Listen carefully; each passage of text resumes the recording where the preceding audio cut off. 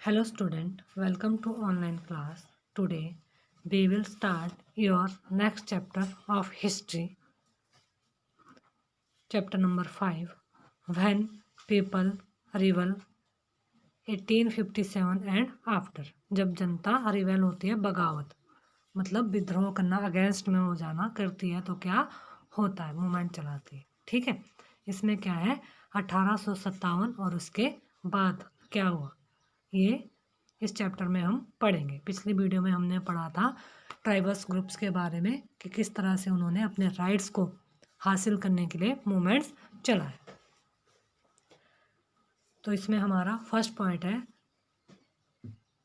Policies and the people, नीतियाँ और लोग, नीतियाँ जो बनाई गई है और लोग।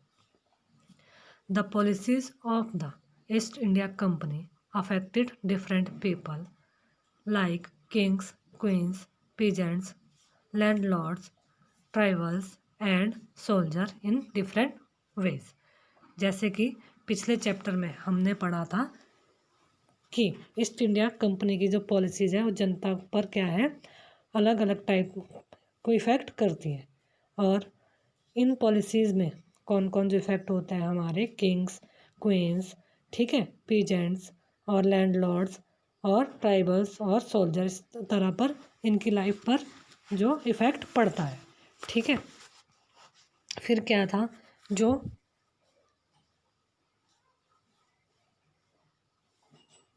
आप पिछले चैप्टर में हमने ये भी देख चुका है, जो पॉलिसीज़ पीपल पॉपुलेशन के हित में नहीं होती, जो और कार्रवाई जनता के हित में नहीं होती, या जो उनकी भावनाओं को, फीलिंग्स को क्या है हर्ट करता है, तो उनका लोग किस तरह से क्या करते हैं, उसका क्या करता है लोग एक्सप्लॉयटेशन करता है, विद्रोह करते हैं। ठीक है, विरोध करते हैं। अब नवाब्स लूज देयर पावर, नवाबों की छिनती सत्ता। इसमें क्या था since the mid 18th century, 18वीं सदी के मध्य में क्या था, मध्य से ही जो nawabs and rajas had seen their power eroded, they lost their authority and honour. क्या था कि नवाब और राजाओं की जो पावर है वह क्या हो गई थी, नष्ट होने, कंट्रोल में होने लगी थी ब्रिटिश के। ठीक है, और बहुत सारे दरबारों में रेजिडेंटी, उनकी जो सम्मान है, दोनों सत्ता और सम्मान क्या होने लगे थे, अब नष्ट होने लग रहे थे। बहुत सारे दरबारों में रेजिडेंट क्या कर दिए थे, तैनात कर दिए थे, और मतलब रेजिडेंट बना दिए गए। ठीक है, फिर क्या हुआ in 801 a subsidiary alliance was imposed on Awadh, और 1801 में अवध की जो हमारी रियासत है वहाँ पर क्या हुआ, अंग्रेज़ों के कब्जे में जाने वाली आखिरी रियासत थी, और 1801 में अवध पर एक क्या हुआ सहायक संधि हुई, सब्सिडायरी अलायंस व सहायक संधि हुई और उनके ऊपर थोपी गई। फिर क्या हुआ 1856 में अंग्रेज़ों ने उसे अपने कंट्रोल में ले लिया था, और गवर्नर जनरल जो डलहौजी है, ठीक है, उन्होंने ऐलान कर दिया था कि इस जो हमारी रियासत का जो शासन है वह ठीक नहीं चलाया जा रहा है, इसलिए शासन को अच्छा से इसके लॉज बनाने के लिए ब्रिटिश इस पर का कंट्रोल करना ज़रूरी है। The company began to plan to bring in end to the Mughal destiny, और क्या है कंपनी ने क्या क्या जो मुग़ल डेस्टिनी है, साम्राज्य के शासन को भी क्या है कंट्रोल ख़त्म करने की भी क्या है पूरी जो उन्होंने क्या बना ली थी, योजना बना ली थी। और कंपनी द्वारा जारी किए गए उनके जो करेंसी थी, मुग़ल बादशाह का नाम उसमें से हटा दिया गया, और 1849 में गवर्नर जनरल डलहौजी ने फिर से ऐलान किया, घोषणा की कि बहादुर शाह जफ़र की मृत्यु के बाद जो बादशाह के परिवार को लाल किले से क्या है बाहर निकाल कर उसे दिल्ली से कहीं और बसाया जाएगा। और 1856 में गवर्नर जनरल कैनिंग ने जो फैसला लिया कि बहादुर शाह जफ़र आखिरी मुग़ल बादशाह होंगे और उनकी मृत्यु के बाद जो वहाँ की डेस्टिनी है वह कंपनी के कंट्रोल में आ जाएगी। फिर आगे क्या हुआ, द पीजेंट्स एंड द सिपाहीज, किसान और सिपाही। किसान और सिपाही की हालत कैसी थी। In the country side peasant and zamindars resented the high tax and the rigged method of revenue collection। गांवों के किसान और जमींदार क्या था, भारी भरकम टैक्स कर वसूल सख्ती तौर तरीकों से क्या हो गए थे, अब वह परेशान हो गए थे। बहुत सारे लोग महाजनों से कर्जा नहीं लौटा पा रहे थे और इसके कारण उनकी जो पीढ़ियाँ है वह पुरानी ज़मीनें हाथ से उनके निकलती जा रही थी।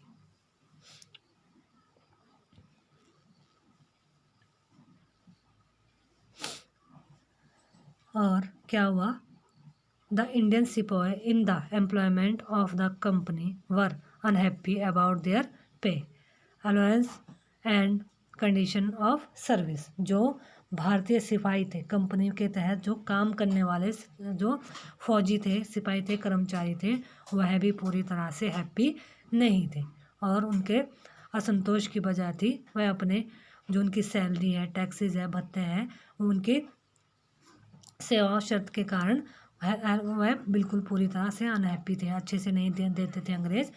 कई जो नए रूल उनकी जो धार्मिक भावनाओं को, उनकी जो रिलीजियस फीलिंग को क्या करते थे, अफेक्ट करते थे और बहुत सारे लोग समुंदर पार नहीं जाना चाहते थे।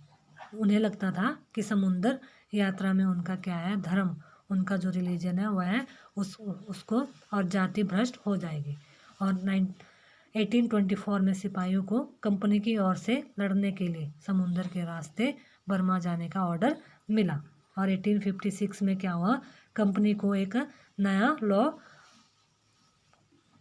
बनाना पड़ा। इस लॉ के अकॉर्डिंग क्या था, में साफ कहा गया कि अगर कोई जो सिपाही है कंपनी की सेना में नौकरी करेगा तो ज़रूरत पड़ने पर उसे समुंदर पार भी जाना पड़ेगा। Moreover some new rules violated their religious sensibilities and beliefs. और क्या है, सिपाही गांवों की हालत से देखकर परेशान थे और उन्हें क्या है, मतलब ऐसे रूल बनाए गए कि उन्हें बिलीफ को ठेस पहुंचती जा रही थी। Response to reforms. अब क्या है, सुधारों की प्रक्रिया। रिफॉर्म्स होता है सुधार करना।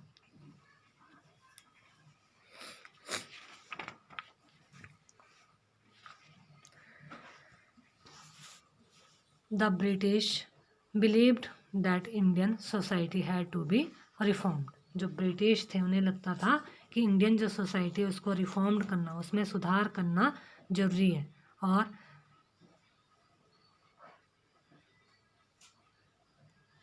मतलब यहाँ पे बहुत सारे सुधार किए जाने चाहिए। Laws were passed to stop the practice of sati and to encourage the marriage of widows. उन्होंने सती प्रथा को कंट्रोल करने के लिए, रोकने और जो विडो रीमैरिज विधवा विवाह को बढ़ावा देने के लिए लॉ बनाए और इंग्लिश लैंग्वेज की शिक्षा को, एजुकेशन को उन्होंने जमकर आगे प्रोत्साहित एनकरेज किया। 1830s के बाद क्या हुआ, कंपनी ने जो ईसाई मशीनरियाँ हैं उसको खुलकर काम करने और यहाँ तक कि लैंड पर और एक संपत्ति पर मनी जुटाने की भी छूट दे दी। 1850 में एक नया लॉ बनाया गया जिससे ईसाई धर्म को, जो क्रिश्चियन रिलीजन को अपनाना और आसान हो गया था। इस कानून के प्रावधान में प्रोविज़न जो किया गया था, अगर कोई इंडियन व्यक्ति क्रिश्चियन को अपनाता है तो भी पुरखों की जो संपत्ति है पर उसका राइट, अधिकार जैसा पहले था वैसा ही रहेगा। बहुत सारे भारतीयों को यकीन हो गया था कि अंग्रेज उनका धर्म, उनके सामाजिक और उनके कस्टम को, सोसाइटी को, कस्टम्स को और ट्रेडिशन को, जीवन शैली को पूरी तरह से क्या कर रहे हैं, बर्बाद कर रहे हैं। जो ये हमारी व्यवस्था बदलाव हुई है और इस सुधार और उनके जो मूवमेंट है उनके बारे में हम चैप्टर नंबर 7 में पढ़ेंगे। अब है through the eye of the people, जनता की नज़र से, लोगों की नज़र से क्या देखा है इसमें पढ़ेंगे हम।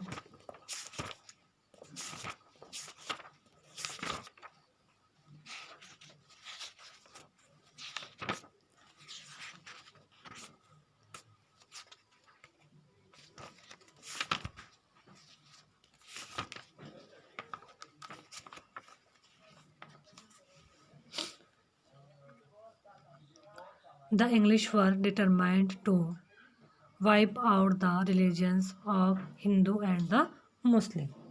उस जमाने में, उस टाइम में जो अंग्रेज़ थे, शासन के बारे में क्या सोच रहे थे, इनका जायज़ा लेने के लिए हम ये स्टोरी दी गई है नीचे, इसमें आपकी बुक में उसको पढ़ेंगे। अंग्रेज़ों का मानना था कि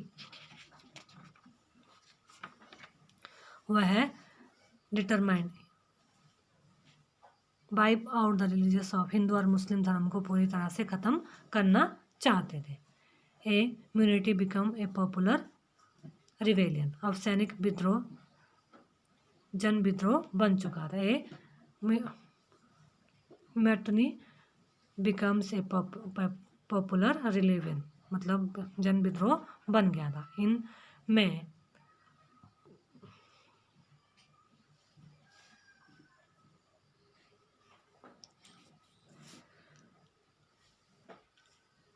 1857 a massive rebellion started against the company very presence in India।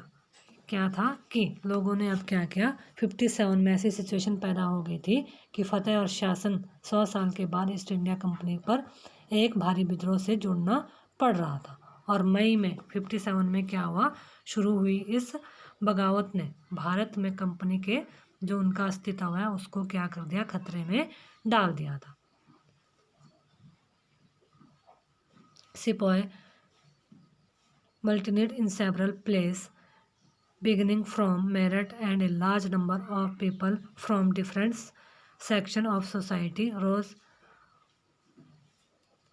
up in rebellion। और क्या हुआ, यह जो विद्रोह हुआ समाज के विभिन्न अलग अलग जो सेक्शन है असंख्य, मेरठ में शुरू, सिपाहियों ने कई जगहों पर बगावत की और समाज में विभिन्न तबकों के जो असंख्य लोग विद्रोह के तेवरों को साथ खड़े हो गए। कुछ लोग मानते हैं कि 19th सेंचुरी में जो कॉलोनियल के खिलाफ दुनिया भर में क्या हो गया था, सबसे बड़ा सशस्त्र संघर्ष स्ट्रगल शुरू हो गया था। फ्रॉम मेरठ टू दिल्ली, अब सबसे पहले विद्रोह कहाँ हुआ, मेरठ से दिल्ली तक। मेरठ से दिल्ली तक क्या हुआ, on 29 March 1857 Mangal Pandey a young soldier was hanged to death for attacking his officer in Barrackpore. जो क्या हुआ, 29 मार्च 1857 में युवा सिपाही जो मंगल पांडे के बैरकपुर में अपने अफसरों पर हमला करने के आरोप में उन्हें फांसी पर लटका दिया गया। और चंद दिनों बाद मेरठ में तैनात कुछ सिपाहियों के नए कारतूसों के साथ फौजी अभ्यास करने से इनकार कर दिया। और इसमें क्या हुआ कि मिलिट्री ने भी इनकार कर दिया था। The response of the other Indian soldier in Meerut and quite extraordinary, they march to the jail to Meerut and released in imprisoned सिपाही।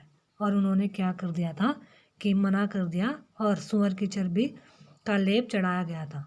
85 सिपाहियों को नौकरी से निकाल दिया गया और उन्हें अपने अफसरों का हुक्म न मानने के आरोप में 10 साल के लिए जेल भेजा गया। The sepoy rode all night of 10 May to reach Delhi की जेल में उनको शिफ्ट 10 साल की सज़ा सुनाई गई।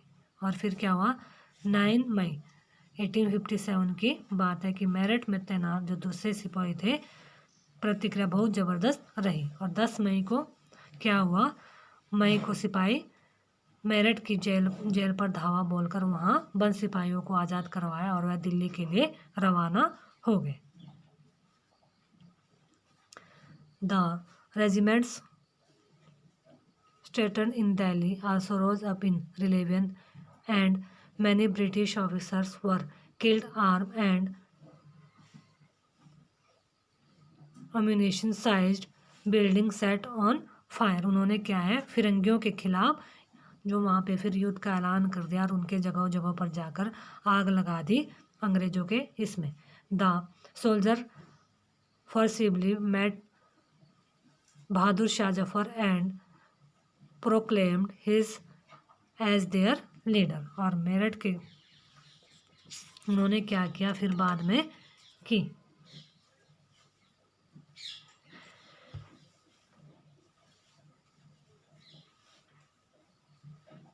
उन्होंने आखिरकार वह जबरन महल में घुस गए और उन्होंने बहादुर शाह जफर को अपना लीडर फिर से घोषित कर दिया था। सोल्जर उसको दोबारा बना दें। अंग्रेजों को जो इस इंसिडेंट से अंग्रेजों को इस इंसिडेंट की कोई भी जो उनको होप उम्मीद नहीं थी। उन्हें लगता था कि कारतूस में के मुद्दे पर पैदा हुए उथल पुथल कुछ टाइम के लिए होगा और फिर उसके बाद ये अपने आप ही साइलेंस मोड पर चला जाएगा। लेकिन जब बहादुर शाह जफर ने बगावत में अपना कंट्रीब्यूशन देना शुरू कर दिया, वह समर्थन दे दिया तो सिचुएशन रातों रात चेंज हो गई थी। और अक्सर ऐसा होता था कि लोगों को कोई रास्ता दिखाई देने लगता तो उनका उत्साह और साहस बढ़ जाता था। इसमें आगे बढ़ने की हिम्मत और उम्मीद में क्या कॉन्फिडेंस भी उनको लोगों को मिलता था। अब क्या था, द रिलीवियन स्प्रेड। अब बगावत क्या हो गई थी, फैलने लग गई थी। बगावत फैलने लग गई थी। After the British were routed from Delhi, there was no uprising from almost a week. Then a spurt of monetize began. क्या था, जब दिल्ली में अंग्रेजों पर के पैर उखड़ गए तो लगभग एक हफ्ते तक कहीं कोई विद्रोह नहीं हुआ। जाहिर है कि जो ये न्यूज़ थी फैलने में कुछ टाइम तो लगना ही था, लेकिन फिर तो विद्रोह जो है रिलीवियन हुआ सिलसिला ही शुरू हो गया था। इसका सिलसिला ही शुरू हो गया था। The regiment after regiment mutinied and took off to join other troops to at nodal points like Delhi, Kanpur and Lucknow. यह एक के बाद एक हर रेजिमेंट के जो सिपाही ने अब क्या है रिलीवियन में पार्ट लेना शुरू कर दिया, विद्रोह कर दिया और दिल्ली, कानपुर, लखनऊ जैसे बिंदुओं पर दूसरी टुकड़ियों का साथ देने के लिए वह अब निकल पड़े थे। इन दिस रिवेल नवाब नाना साहेब ऑफ कानपुर,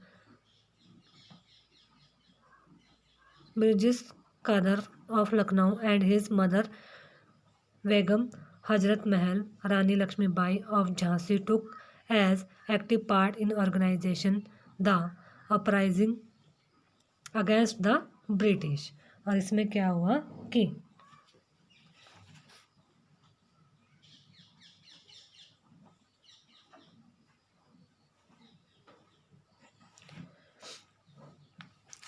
उन्होंने ऐलान किया कि वह बादशाह बहादुर जफर शाह के तहत गवर्नर है। लखनऊ की गद्दी से हटा दिए गए नवाब वाजिद अली शाह के बेटे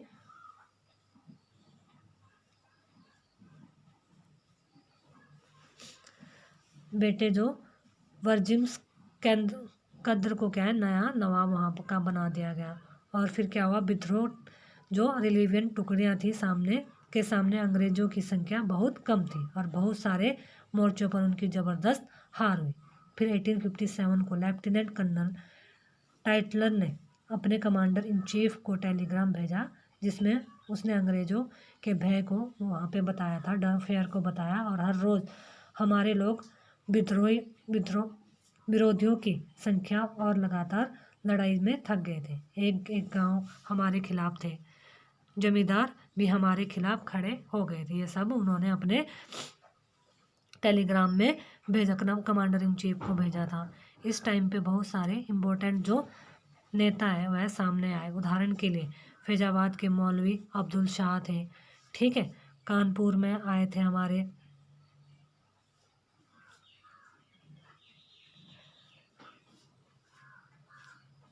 नाना साहब, और उनकी माँ बेगम हजरत महल अंग्रेजों के खिलाफ क्या है बगावत में बढ़ चढ़कर पार्ट ले रही थी। और रानी लक्ष्मीबाई ने भी 1857 के विद्रोह में सिपाहियों का साथ दिया। उन्हें नाना साहब ने सेनापति तात्या टोपे के साथ मिलकर अंग्रेजों को भारी चुनौती दी थी, ठीक है।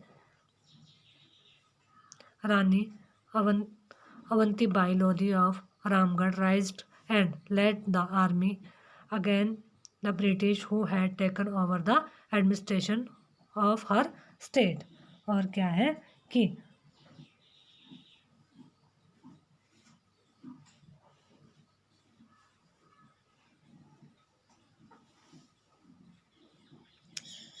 इसमें बहुत सारे सिपाहियों ने हिस्सा लिया था और वह इस बगावत में एक मुख्य व्यक्ति साबित हुए। फिर क्या हुआ, बिहार के एक पुराने जमींदार कुंवर सिंह ने विद्रोह सिपाहियों का साथ दिया और महीनों तक अंग्रेज से लड़ाई लड़ी। तमाम इलाकों में नेता और लड़ाके इस युद्ध का हिस्सा बन गए थे। मतलब यह विद्रोह बहुत ज़्यादा खतरनाक हो रहा था। इसके बाद अब है the company fight back, company का पलटवार। इसको हम नेक्स्ट वीडियो में पढ़ेंगे।